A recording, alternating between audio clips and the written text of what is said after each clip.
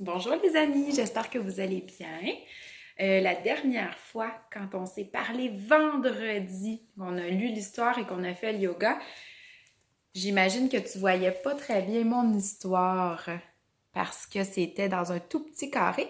Alors la voici, je te la raconte à nouveau. Le gros monstre qui aimait trop lire.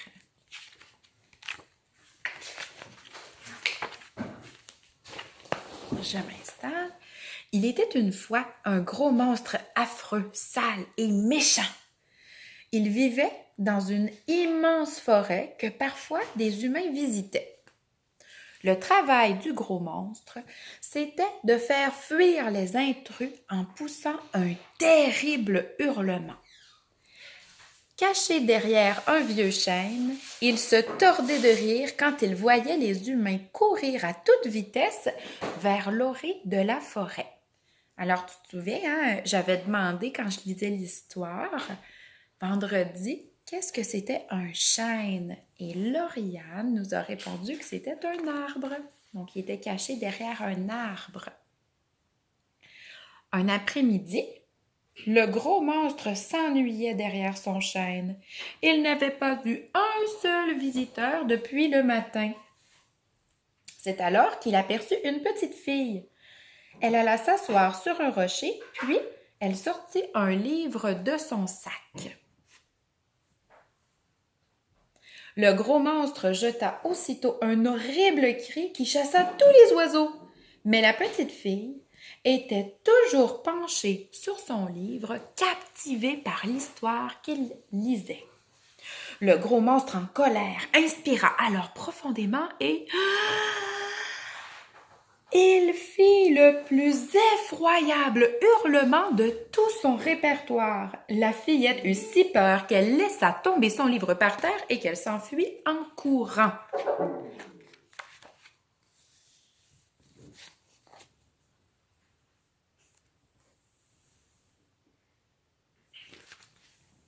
Le gros monstre éclata de rire. Il était très fier de son cri.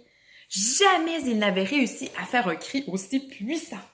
C'était peut-être à cause du loup qu'il avait mangé au petit déjeuner. Ça lui a donné des énergies. Il s'assura que personne ne venait et il trotta vers le livre qui l'intriguait beaucoup. Jamais il n'avait dû crier 2 fois pour faire fuir des intrus.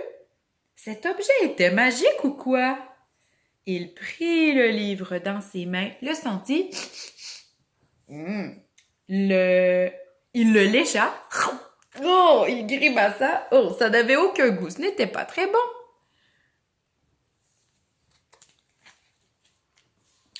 Furieux, le gros monstre lança rageusement le livre par terre. Mais en lançant le livre par terre, il s'ouvrit et il révéla de magnifiques images colorées. Curieux, le gros monstre prit le livre, se mit à tourner les pages une à une et à observer les jolies images. Oh! Il était fasciné par le livre. Il décida de l'emporter avec lui jusque dans sa grotte.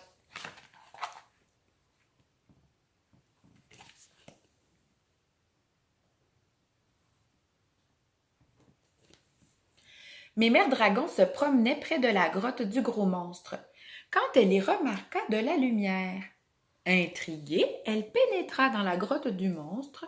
« Que fais-tu là? » demanda-t-elle. « Tu devrais être en train de surveiller la forêt. » J'ai trouvé ça, dit le gros monstre, et je ne peux pas m'empêcher de le regarder. Oh, le beau livre, dit Mémère Dragon. Je connais cette histoire, elle est merveilleuse. Un livre? Répéta le gros monstre. Ah, c'est vrai, tu ne sais même pas ce que c'est qu'un livre, dit Mémère Dragon.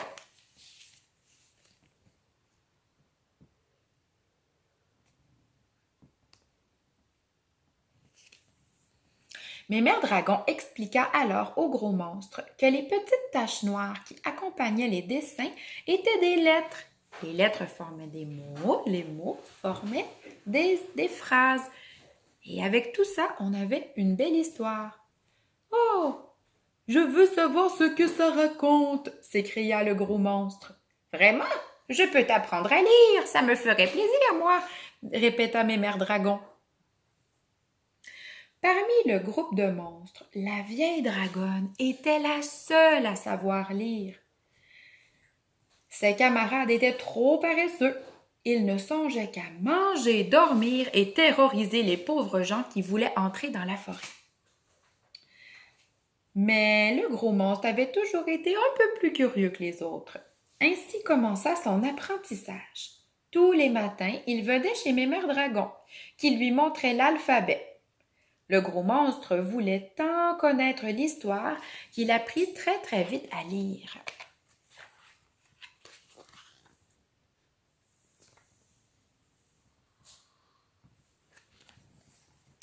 Un matin, le gros monstre fut convoqué devant le grand conseil des monstres.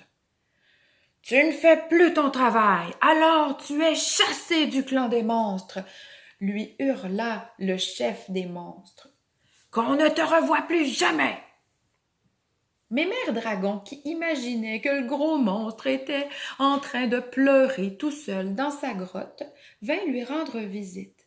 Mais surprise! Il n'était pas en train de pleurer dans sa grotte, il était en train de lire son livre à la lumière d'un petit feu. Toute contente de voir... Oups, je reçois des petits messages. Toute contente de voir combien son compagnon aimait lire, Mémère Dragon lui donna en cachette d'autres livres, tous plus merveilleux les uns que les autres. Tu vois, elle lui a fait un beau cadeau, hein? Plein de livres pour s'occuper.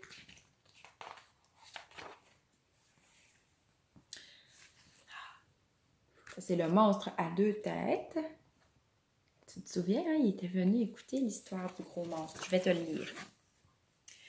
Un soir, l'ami du gros monstre, le monstre à deux têtes, entra dans la grotte. « Hé, tu veux bien me lire une histoire ?» demanda-t-il. « Oh, mais oui, avec plaisir !» s'écria le gros monstre, tout heureux de revoir son camarade. Il connaissait si bien l'histoire de son livre qu'il la raconta de façon magistrale. Le monstre à deux têtes repartit chez lui, les 4 yeux bien brillants.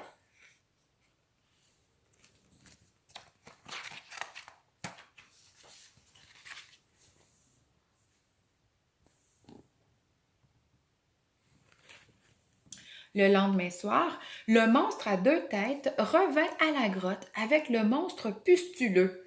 Il y a plein de pustules, hein? Celui-ci était bien curieux d'entendre l'histoire qui avait tant fait rêver son copain. Ce soir-là, 3 paires de yeux observèrent le gros monstre raconter son histoire. Le lendemain, 4 paires de yeux. Le surlendemain, 12 paires de yeux étaient venus écouter les histoires du gros monstre. Mais soudain, une 13e paire de yeux apparut dans la grotte. C'étaient les yeux du chef des monstres. Tous les monstres furent surpris de le voir, mais aucun ne souffla mot, parce que les colères du chef des monstres étaient terribles.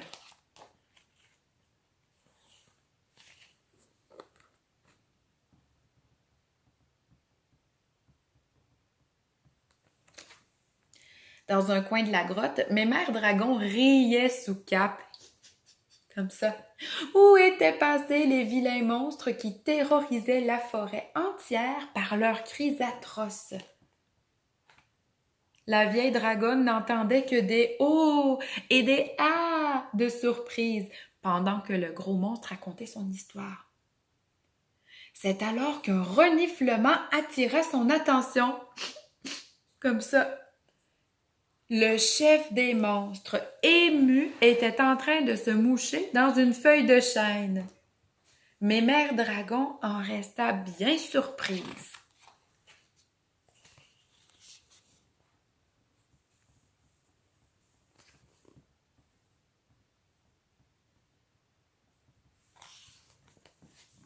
Depuis ce jour mémorable, les monstres ont la tête tellement pleines d'images et de merveilleuses histoires qu'ils oublient de faire leur travail. Tu te souviens, le travail des monstres, c'était de faire peur aux gens qui voulaient entrer dans la forêt en poussant des hurlements. Alors maintenant, ce n'était plus leur travail qu'ils faisaient. Ils étaient cachés dans la forêt et ils n'avaient qu'une envie, c'était de lire et de lire encore les livres et ensuite de rêver aux belles princesses sauvées par de courageux monstres, de courageux chevaliers. C'est vrai quand on lit des histoires, quand on regarde des livres, ça nous fait imaginer toujours des belles choses. C'est pour ça qu'on aime les histoires.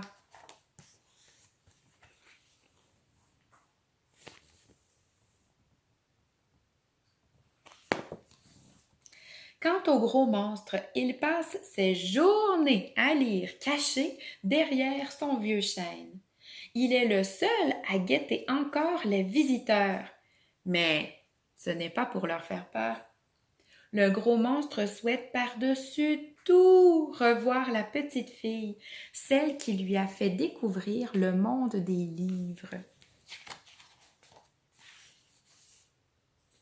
Le gros monstre a donc déposé le livre de la petite fille près du rocher où il l'avait trouvé. Et regarde, il a mis une belle roche plate en forme de cœur, au cas où la petite fille reviendrait un jour. Regarde ce qu'il aimerait faire avec la petite fille si elle revenait chercher son livre. Il voudrait lire l'histoire avec elle. C'est bien de partager des histoires avec les gens qu'on aime. Alors, j'espère que tu as apprécié mon histoire du gros monstre qui aimait trop lire. Maintenant, tu as pu voir les images, c'était plus agréable. Alors, je te souhaite une belle semaine et on se parle bientôt.